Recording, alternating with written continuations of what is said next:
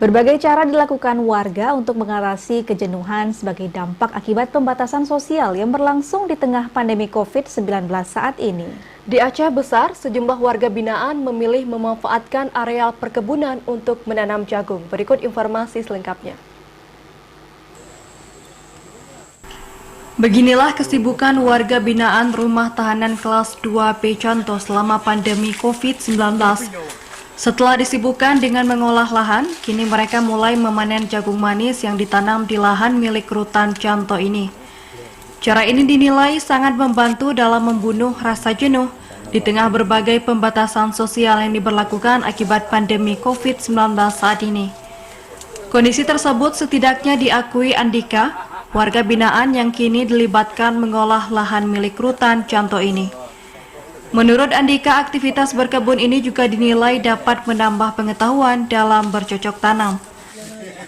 Alhamdulillah, kalau di dalam kita agak gimana Pak ya, kurang terhibur. Kalau di sini ibaratnya ada lepas penat kita dari dalam.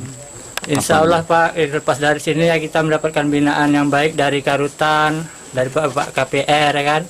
Insya Allah kita menjadi lebih baik lagi di luar Pak.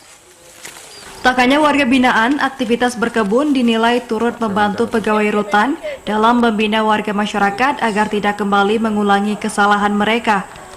Menurut Kepala Rumah Tahanan Kelas 2B Contoh, sebanyak 15 warga binaan dilibatkan untuk mengolah lahan seluas 2 hektar ini. Mereka umumnya telah menjalani 2/3 dari masa hukuman yang harus dijalani. Mereka berkebun saat pagi hari dan kembali ke dalam rutan menjelang sore hari. Karena ini masih awal, jadi kita masih belum melibatkan terlalu banyak. Tapi untuk tahap awal ini sekitar 10-15 orang. Selain menanam jagung, lahan milik rutan ini juga ditanam berbagai sayuran bagi kebutuhan pegawai dan warga binaan.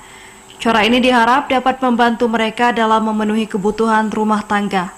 Dari Aceh Besar, Arman Konadi, TVRI melaporkan.